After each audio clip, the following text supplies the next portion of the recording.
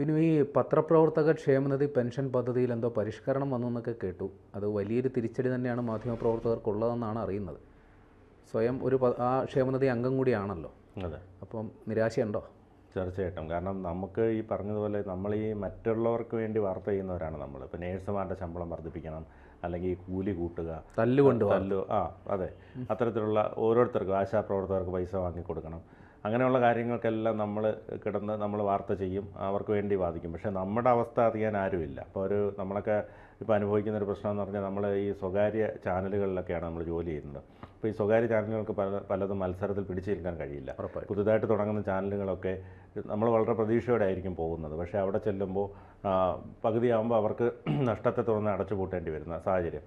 സ്വാഭാവികമായും നമ്മൾ പിന്നീട് മറ്റ് ചാനലുകളിലേക്ക് അഭയം തേടും. ചിലപ്പോൾ ആ ശമ്പളം കിട്ടണമെന്നില്ല, ചിലപ്പോൾ നമ്മൾ ഉദ്ദേശിച്ച കണക്കുള്ളൊരു ജോലി പിന്നെ കിട്ടണമെന്നില്ല.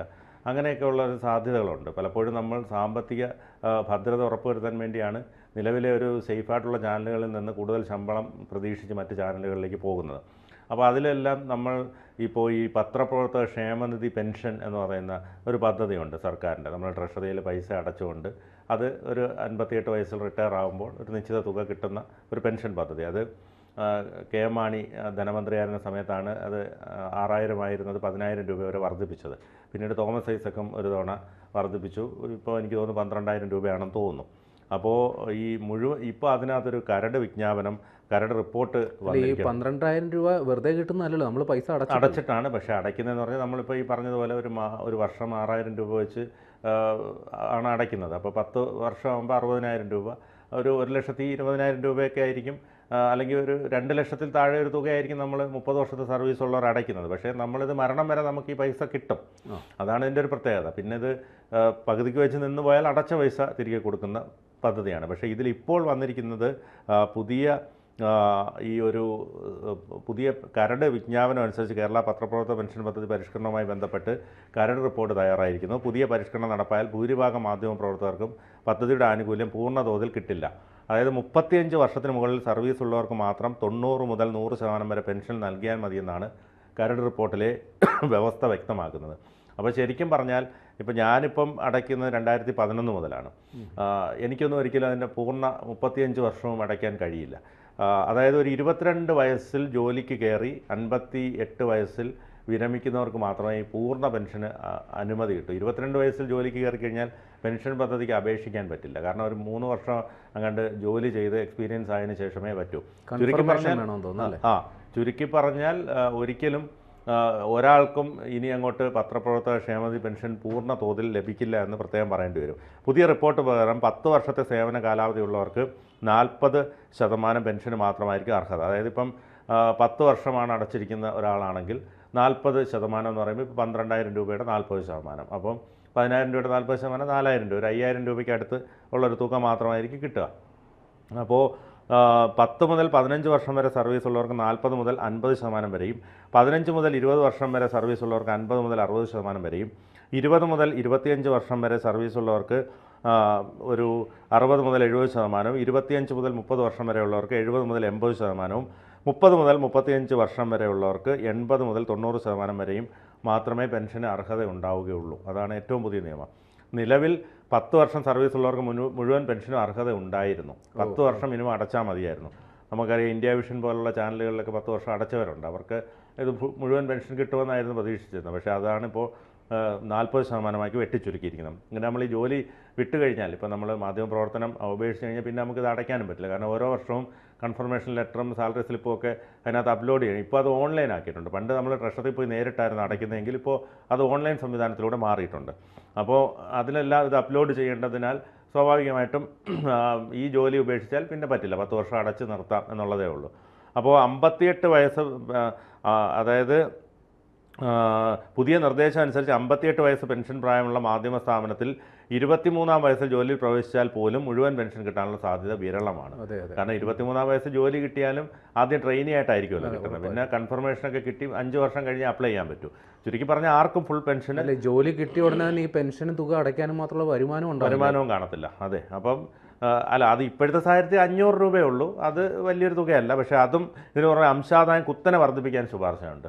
അതായത് 3 ഇരട്ടി വരെയൊക്കെ നിലവിലുള്ള പെൻഷൻ തുകയുടെ 15% അംശാദായം നൽകണമെന്നാണ് നിർദ്ദേശം. ഇത് നടപ്പായാൽ, അതായത് നിലവിലുള്ള പെൻഷൻ തുകയുടെ 15% അംശാദായം നൽകണമെന്നാണ്. അതാണ് നേരത്തെ പ്രേംലാൽ സൂചിപ്പിച്ചത്. പക്ഷേ അതും ഇപ്പോൾ മാറ്റാൻ പോവുകയാണ്.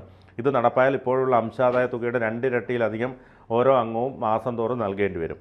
പിന്നെ ഇതിനകത്തൊരു പുതിയൊരു ഗുണം വന്നിരിക്കുന്നത്, വാർത്താ മാധ്യമങ്ങൾക്ക് പുറമെ വാർത്താധിഷ്ഠിത ഓൺലൈൻ മാധ്യമ സ്ഥാപനങ്ങളിൽ ജോലി ചെയ്യുന്നവർക്ക് കൂടി പദ്ധതിയിൽ ചേരാൻ അവസരം ഉണ്ടാകുമെന്നത് മാത്രമാണ് പുതിയ പരിഷ്കരണം കൊണ്ടുള്ള നേട്ടം. മറ്റേത് സാറ്റലൈറ്റ് ചാനലിൽ ജോലി ചെയ്യുന്നവർക്ക് മാത്രമേ പെൻഷൻ എലിജിബിൾ ആവുമായിരുന്നു. ഇപ്പം നമുക്ക് ഓൺലൈൻ ചാനലിലുള്ളവർക്ക്. പക്ഷേ ആ ഓൺലൈനിൽ വരുന്നവർക്ക് എത്ര പേർക്ക് അതിൽ ചേരാൻ പറ്റുന്ന എനിക്ക് സംശയമുണ്ട്. കാര്യം ഒരു കൺഫർമേഷൻ ലെറ്ററോ ഒരു സാലറി സ്ലിപ്പോ ഒരു ID കാർഡ് പോലും ഇല്ലാതെ എത്രയോ ചാനലുകൾ ഓൺലൈൻ ചാനലുകൾ പ്രവർത്തിക്കുന്നുണ്ട്. അതെ, തീർച്ചയായിട്ടും. അത് പക്ഷേ എനിക്ക് തോന്നുന്നു ഇത്തരം സംവിധാനങ്ങൾക്ക് വേണ്ടിയിട്ട് ചിലപ്പോൾ അത് ചെയ്യാമല്ലോ. അങ്ങനെ ചെയ്യാവുന്ന സംവിധാനമുണ്ട്.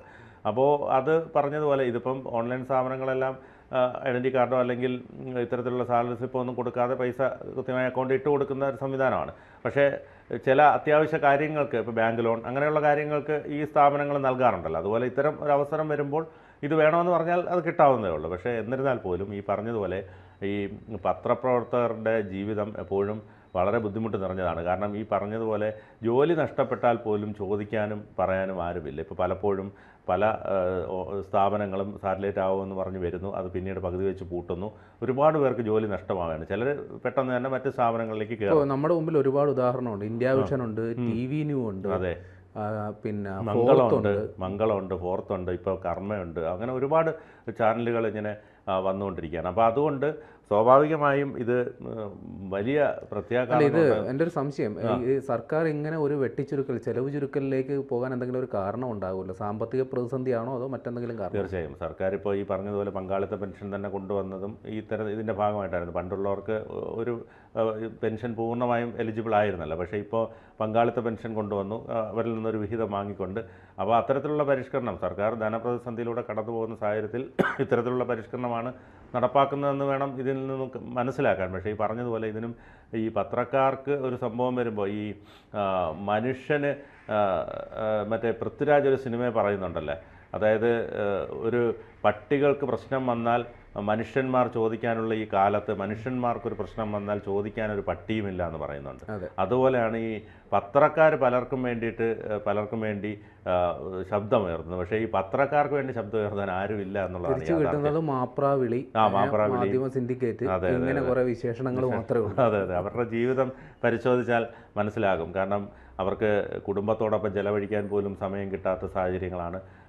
ഒരു പക്ഷേ ഈ തിരക്കുകൾക്കിടയിൽ സ്വന്തം കുടുംബത്തോട് ചെലവഴിക്കുന്ന വളരെ തുച്ഛമായ സമയമായിരിക്കും, ഒരു ദാമ്പത്യമാണെങ്കിൽ പോലും. അങ്ങനെയൊക്കെ നമ്മൾ ചിന്തിച്ചാൽ. പക്ഷേ അവർ ഇങ്ങനെ സമൂഹത്തിന് വേണ്ടി പണിയെടുക്കുകയാണ്. പക്ഷേ സമൂഹത്തിൽ നിന്ന് അവർക്ക് തിരിച്ചു കിട്ടുന്നതാകട്ടെ ഇത്തരത്തിലുള്ള സംഭവം. അതായത് എൻ്റെ ഒരു പേഴ്സണൽ എക്സ്പീരിയൻസ് പറഞ്ഞാൽ, നമ്മൾ ഈ ഒരു മേഖലയോടുള്ള അഭിനിവേശം കൊണ്ട് എടുത്തു ചാട്ടം, ഇത് നല്ലൊരു ഗ്ലാമറസ് ജോബാണെന്ന് ആർക്കും ഒരു ധാരണയില്ല. ഒരു 90% പേരും ഇതിൻ്റെ ഒരു പാഷൻ ഫോളോ ചെയ്ത് എത്തുന്നവരാണ്.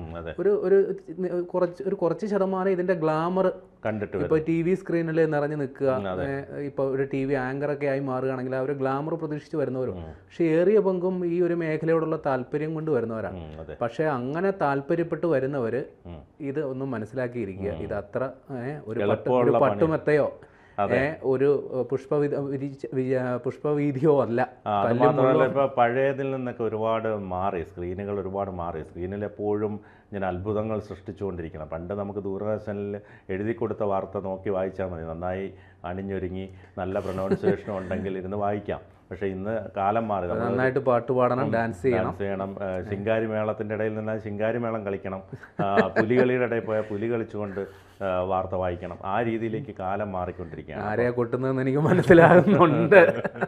അപ്പോൾ അതുകൊണ്ട് തന്നെ ഈ പറഞ്ഞതുപോലെ എല്ലാം മാറിക്കൊണ്ടിരിക്കുകയാണ്. നമ്മുടെ ജേർണലിസം തന്നെ മാറുകയാണ്. അപ്പോൾ അതിനനുസരിച്ച് മാറണം. പക്ഷേ ഈ പറഞ്ഞതുപോലെ ഇതിൻ്റെ ഈ പത്രപ്രവർത്തകരെ അല്ലെങ്കിൽ അവർക്കുള്ള ഈ ആനുകൂല്യങ്ങൾ വെട്ടിച്ചുരുക്കുന്ന ഈ നടപടികളിൽ നിന്ന് സർക്കാർ പിൻവാങ്ങണം. കാരണം ഒരുപാട് പേർ ഒരു ബുദ്ധിമുട്ടിൽ. അതെ, ഈ മേഖലയിൽ ഒരു ചെറിയൊരു വിഭാഗം ഇതിന്റെ എല്ലാ സുഖസൗകര്യങ്ങളും അനുഭവിക്കുന്നവരുണ്ട്, സംശയം പറയണം. പക്ഷെ ഒരു ബഹുഭൂരിപക്ഷവും അത്താഴ പ്രശ്നക്കാരാണ്. കാര്യം ഒന്ന രീതിയിൽ ഒരു കൃത്യമായി ശമ്പളം കിട്ടാത്തവരുണ്ട്. അതെ. ഇതേപോലെ തൊഴിലിന് സുരക്ഷിതത്വം ഉണ്ടോ ഇല്ലയോ എന്നുള്ള ആശങ്കയിൽ കഴിയുന്ന ഒരു അപകടം സംഭവിച്ചാൽ ഒരു ആശുപത്രിയിൽ കൊണ്ടുപോകാനുള്ള പൈസ പോലും ഇല്ലാത്ത അവസ്ഥയും ഒക്കെ അനുഭവപ്പെടുന്നുണ്ട് പലരും. ഈ ഒരു വിഭാഗം ഈ പറഞ്ഞ പോലെ ഈ സിനിമ പോലെയാണ്. ഇപ്പോൾ മമ്മൂട്ടി, മോഹൻലാൽ, സുരേഷ് ഗോപി അങ്ങനെ ഒരു ടീമുകൾക്ക് പ്രശ്നമില്ല. പക്ഷേ അതിൻ്റെ ഇടയിൽ കിടക്കുന്ന ഇപ്പോൾ 1000 രൂപ ദിവസക്കൂലിക്ക് ജോലി ചെയ്യുന്ന ലൈറ്റ് ബോയ് വരെ അതിനകത്തുണ്ട് എന്ന് പറഞ്ഞതുപോലെയാണ് ഈ മീഡിയ ഫീൽഡും. കുറേ ഒരു 10% പേര് വലിയ ആനുകൂല്യങ്ങളും എല്ലാം കൈപ്പറ്റുമ്പോൾ 90% പേരും ബുദ്ധിമുട്ടിലൂടെയാണ് കടന്നു പോകുന്നത് എന്നുള്ളത് എല്ലാവരും അറിഞ്ഞിരിക്കേണ്ടത് തന്നെയാണ്. അല്ല, പ്രതിപക്ഷമെങ്കിലും ഒരു പേരിനെങ്കിലും ഒന്ന് പ്രതിഷേധിച്ചാൽ മതിയായിരുന്നു. കൂടുതൽ വാർത്തകളും വിശേഷങ്ങളും നിങ്ങളിലേക്ക് എത്താൻ ABC മലയാളം സബ്സ്ക്രൈബ് ചെയ്യുക, ബെൽ ബട്ടണും അമർത്തുക.